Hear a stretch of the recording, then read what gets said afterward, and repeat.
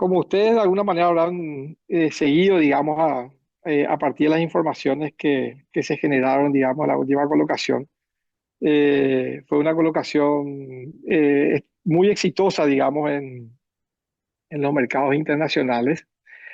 Y sobre todo, digamos, la valoración hay que hacerla en términos relativos, digamos, al contexto internacional y al contexto regional, digamos, ¿verdad? Como ustedes saben, estamos viviendo épocas bastante complejas, digamos, en el mundo. Hoy tenemos, desde el punto de vista del análisis económico, tenemos un mundo que es, uno lo podría resumir en dos palabras, mucho más incierto y más volátil que en el pasado.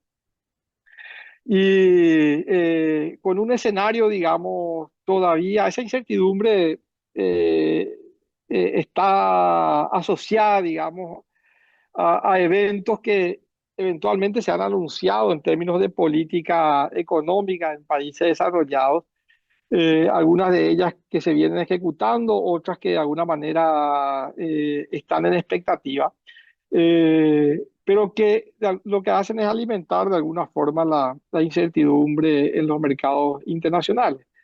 Y como ustedes saben, digamos, la incertidumbre es la peor enemiga de las decisiones financieras. Entonces, el hecho de que Paraguay haya podido ir, digamos, al mercado norteamericano, digamos, al mercado internacional, a colocar sus activos, digamos, de la manera en que lo hizo, simplemente resalta mucho más la valoración que existe, digamos, afuera sobre las condiciones económicas del país, digamos, ahora sobre la estabilidad económica, sobre el dinamismo de la economía, sobre la efectividad de las políticas económicas y de alguna forma eso también resalta, digamos, no solo a nivel internacional, digamos, también cuando uno lo coloca en perspectiva a nivel regional.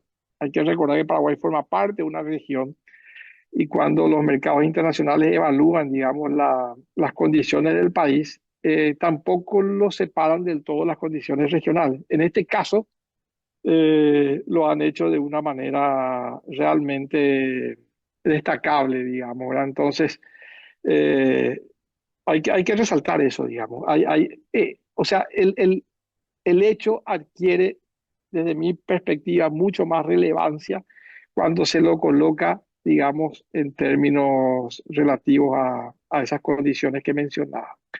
Y haber colocado, digamos, 600 millones de dólares en bonos, en moneda norteamericana a 30 años, en un mundo que es más incierto y más volátil, donde 30 años es un montón de tiempo, digamos, eh, a las tasas en las que se colocaron, digamos, a 6,65, es decir, solamente 200 puntos básicos por encima de la tasa, que es la tasa de referencia para las colocaciones internacionales, que es la de Estados Unidos, realmente dimensiona esa valoración, digamos, que hay sobre la economía paraguaya y el apetito que hay sobre la moneda local mucho más, digamos, ¿verdad? Porque una cosa es colocar en dólares y otra cosa es colocar en guaraníes, en moneda local, a la tasa en la que colocó Paraguay, digamos, ¿verdad? A más plazo que colocó el año pasado, a una tasa de 8,50, que es 125 puntos básicos por debajo que la colocación que hizo Uruguay y a un año menos que Paraguay, digamos, en términos de maduración. Y estamos hablando de una economía que desde todas luces es una economía, digamos, como la uruguaya, que tiene instituciones fuertes, que tiene de alguna manera un récord de cumplimiento en los mercados internacionales súper importante, una economía saludable también y mucha responsabilidad en sus políticas públicas. Haber colocado en mejores condiciones que ese país también resalta, digamos, las condiciones de la economía paraguaya. Presidente, una nota destacada es justamente lo que usted mencionaba al final, lo que tiene que ver con esa colocación en guaraníes. Usted decía, se colocan habitualmente bonos en dólares, evidentemente, pero eso es el reflejo de todo el trabajo que se viene haciendo hace bastante tiempo en Paraguay. Y también mirando un poquito que a veces dudamos de qué fortaleza pueda tener nuestra moneda frente al dólar. Pero esto viene a rebatir un poquito ese pensamiento que a veces podemos tener en relación al guaraní. Sí, bueno, lo que pasa es que de acuerdo es así mismo.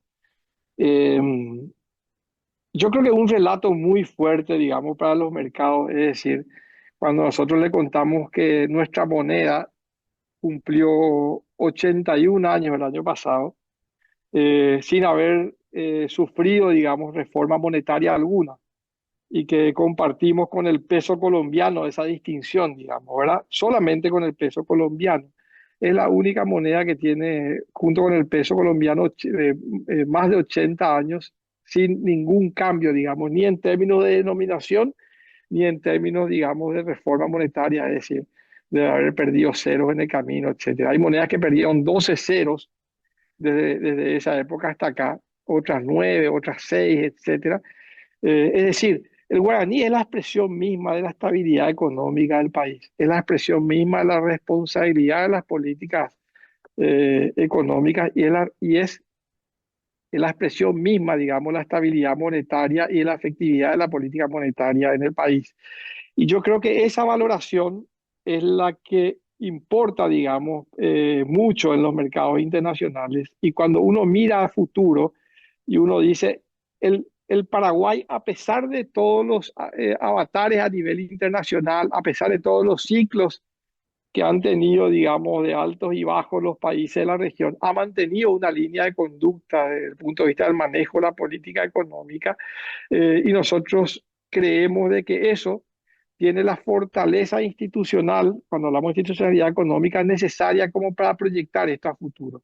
Por eso es que se animan a comprar, digamos, papeles a 30 años a la tasa a la que compran, y por eso es que se animan a comprar en guaraníes a 10 años, digamos, ¿verdad? ¿Por qué? Porque saben que de alguna manera la línea de conducta en términos de política económica se va a mantener independientemente de las circunstancias regionales o de los ciclos políticos en el país.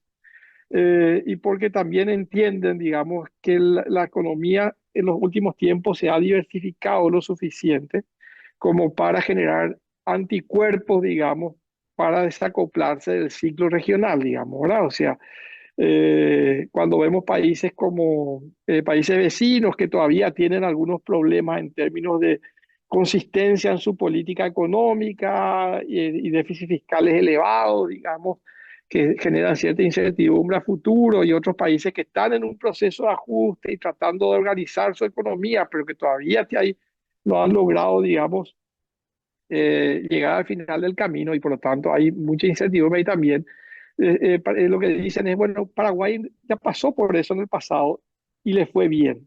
Entonces yo creo que en general eso se valora también, digamos, ¿verdad? Pues el grado de inversión ha jugado un rol fundamental también. No hay que desconocer eso. Eh, o sea, 5 años después de la pandemia, cuando la mayoría de los países tuvieron básicamente un downgrade en su calificación de riesgo soberano, y muchos de ellos perdieron grado de inversión, el país ganó grado de inversión en una calificadora, y en las otras subió, digamos, su calificación, tanto lo que tiene que ver con la calificación misma como la perspectiva, digamos, ¿verdad? Entonces, eh, ¿qué es lo que hace que un país, 5 años después de haber sufrido, digamos, como el resto del mundo, uno de los choques económicos más fuertes, y después sufrió otros shocks también en su economía, digamos, como la sequía del 2022, haya seguido, digamos, creciendo en términos dinámicos, con inflación controlada, con un déficit fiscal que converge a la ley de responsabilidad fiscal, y que haya obtenido, digamos, una mejora en su calificación de riesgo soberano vis a vis otros países, digamos, que en realidad, que es la tendencia más global, han ido perdiendo, digamos, capacidad de reacción frente a esos choques, digamos, ¿verdad? Y 5 años después de la pandemia, el país crece al doble de lo que crece la región en promedio, tiene una inflación controlada desde finales del 2022, tiene sus expectativas de inflación ancladas en la meta del Banco Central, ha recuperado la neutralidad monetaria, eh, ha recuperado el equilibrio económico, tiene una política fiscal que converge a la ley de responsabilidad fiscal, eh, y ha bajado su meta de inflación, o sea, se ha comprometido en tiempos de incertidumbre, de volatilidad, se ha comprometido con niveles de inflación más bajos. Entonces, cuando uno muestra, digamos, esa carta de presentación afuera, los inversores dicen, wow, este es un país diferente desde el punto de vista económico. Y precisamente eso se convierte en una carta de presentación muy importante. Y por otro lado, cuando hablamos de colocación exitosa de bonos, siempre caemos también en la consulta. ¿Cómo está nuestro nivel de endeudamiento? ¿Cómo estamos en ese tema? ¿Y cómo podemos seguir manteniendo todas estas constantes que usted mencionó sin agrandar demasiado también ese nivel de endeudamiento como país?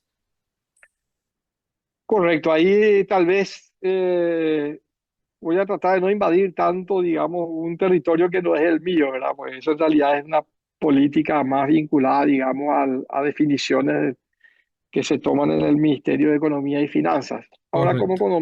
como economista, lo que puedo mencionar, digamos, saliéndome un poco de mi rol de presidente de Banco Central, tal vez, es decir, que la pandemia puso una presión muy fuerte sobre las capacidades de los países para reaccionar. Eh, Todos los países hicieron el mejor esfuerzo, tanto monetario como fiscal, como de política financiera, que pudieron hacer. Paraguay hizo un esfuerzo muy grande durante la pandemia y pudo hacer un esfuerzo muy grande porque se portó muy bien en tiempos de calma, digamos, ¿verdad? Generó los colchones necesarios para reaccionar durante la pandemia. Y la economía también hizo su trabajo. ¿Por qué? Porque nosotros siempre mantuvimos una economía muy ordenada, donde los precios son buenos transmisores de información, donde los agentes económicos toman buenas decisiones económicas y eso ha hecho también que la economía se haya podido recuperar rápidamente en el post-pandemia. Pero todos los países salieron, digamos, con niveles de deuda más altos después de la pandemia. Todos los países. Eso no tiene, digamos, ninguna distinción en el mundo porque todos tuvieron que hacer políticas contracíclicas, digamos, ahora, durante ese periodo para evitar que colapse la economía ante un choque severo y global como fue la pandemia. ¿Cuál es la diferencia?